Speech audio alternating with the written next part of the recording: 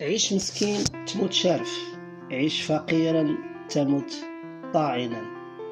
في هذا المثل دعوة بأن نعيش حياة المساكين إذا أردنا أن نعيش في منأى عن الأخطار، وبالتالي فقد نعيش طويلا.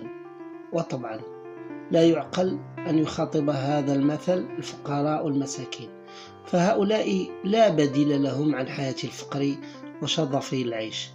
كما لا يمكن للمثل أيضا أن يخاطب الأثرياء والأعيان الذين لا تسمح لهم وضعيتهم الاجتماعية بانتحال شخصية الفقير.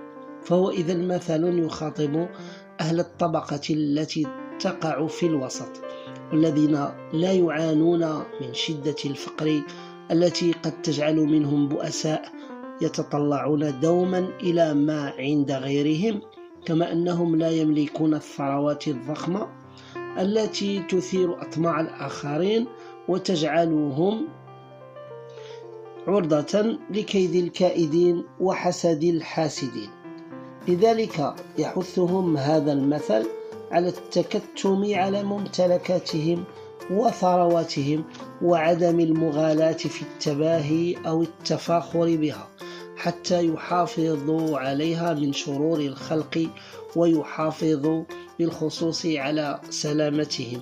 كما أن المثل يحث أيضا على البساطة والتواضع للناس وعدم إثارة العداوات معهم، وكذا الترفع عن الحرص الزائد في طلب الدنيا.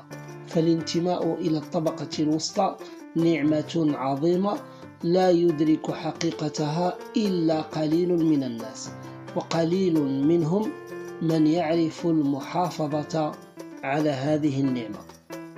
شكرا على لطف المتابعة، وإلى لقاء قريب مع مثل آخر بإذن الله تعالى.